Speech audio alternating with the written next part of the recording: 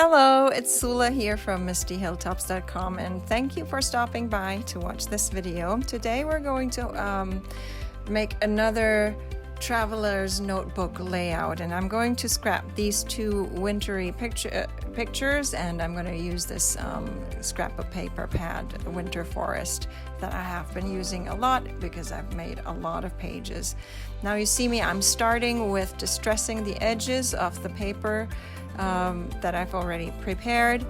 I'd like to distress edges and all that so that there is a little more dimension on the page. And you see that in the middle I leave out a little spot there because the picture will go there behind there. So I'm actually just using a card to do that. There are distress tools, but I just found that using a simple card, like a gift card or something, helps a lot. Then I'm thinking of stamping the background, and so I get my stamp sets out that I'm considering to use, and I will be my goal is to make some stripes, and it's just a little messy background, basically a little bit mixed media kind of. Now in the end it turns out it's not gonna work perfectly because some of the stamps are hidden too much behind the pictures, but here at this place I'm actually making sure, because it's two separate pages for the traveler's notebook, so I have to make sure that these pages align perfectly the way that they will actually end up being in a book.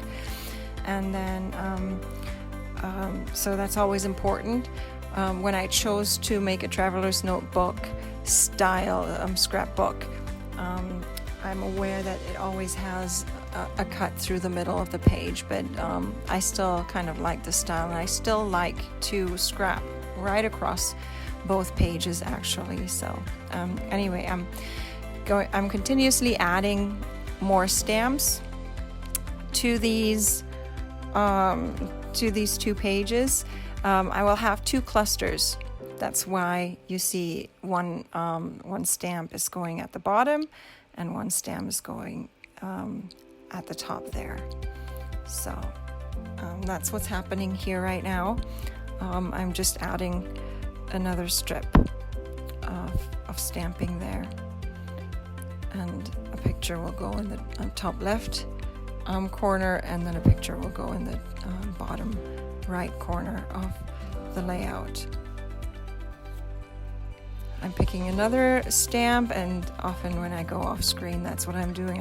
I'm either inking up the stamps or I'm getting it ready. So, and then you always see me align the two pages so that it will actually be in one line, the stamp that will go across the page.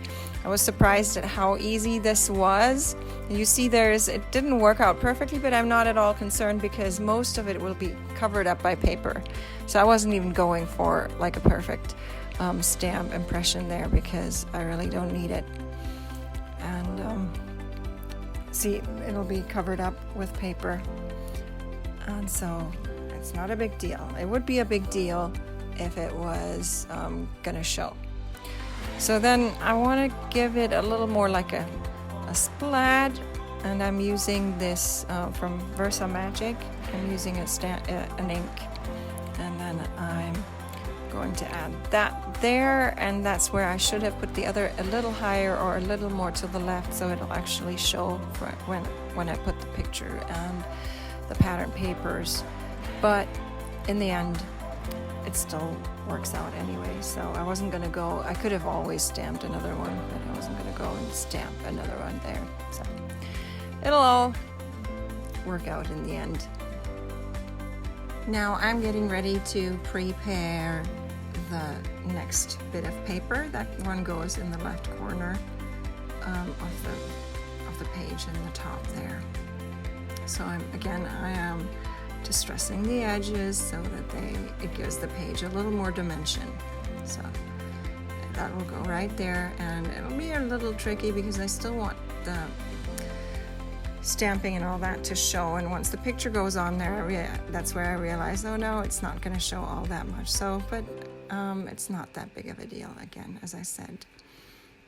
So here I'm arranging the various papers that I want to go on my page there.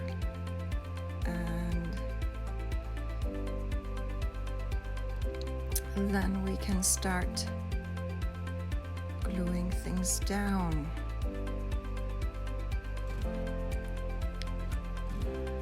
I have started to use this liquid glue because I find that it works better for me than the double-sided tape that I have available here where I live, and so I'm very happy with this glue. It gives me just a few seconds to arrange things and slide things around, but then it dries really fast, which is the kind of glue I really like and want to have.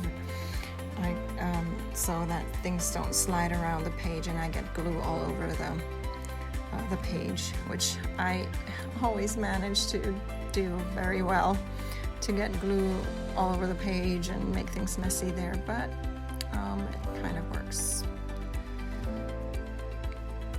Sorry if the layout is sliding a little bit off the screen at the bottom.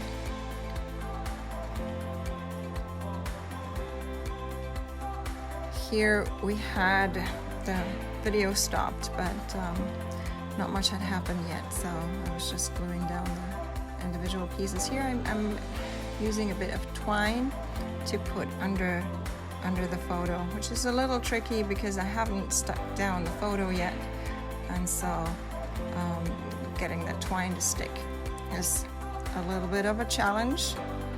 So you see me fiddling around and hoping that the glue will dry fast. Getting my fingers all gluey, but I like that you can just rub off the glue from your fingers and it's all good. It'll still keep moving around a little bit, but once I put the picture down, it'll be fine. So picture needs to go down. And then I have to kind of work fast so that the glue doesn't dry on the picture while I'm still fiddling around there, but we got it. All right, so this is where I needed it to be, and then I glue down the frame. This is from a die cut.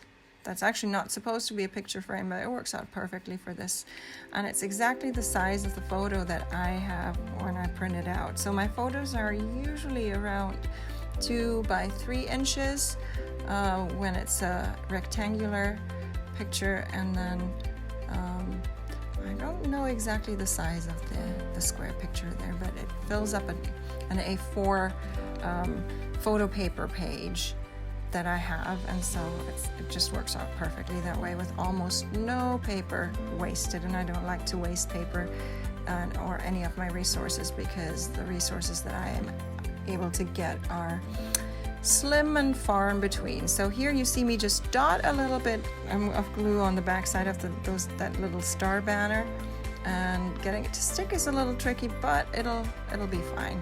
And I don't like to just splash glue all over the place, because I like when things pop up a little off the page and stick up. So there's buttons, and I'm even using my glue for those buttons, because that glue just works well even with things like buttons. So now I'm trying to decide where to put these word strips. These word strips I just wrote on my computer word processing program. Just made them a lot winter themed, and so that goes on my pages. I have tons of them, and so I have lots of little word strips to spare. So now comes basically the finishing touches of gluing everything down. There goes the button. There we go. And the other button goes right by that other star banner there. And then it's the snowflake, deciding where that should go. And I just put a little glue dot in the center of the snowflake, so it only adheres in that part, but I like it because it gives it a little tiny bit of a pop. I always have to also make sure that whatever I stick down doesn't interfere with either the center where I will cut the page apart, and also I use a ring binding system, and so there will be 3 holes on each of the pages. So I'm also always aware where I put things that holes might go there. So right where I actually put those the word up on the top left picture, it might be cutting it really close to where that hole actually will go for the top ring. So these are things I'm trying to be aware of as I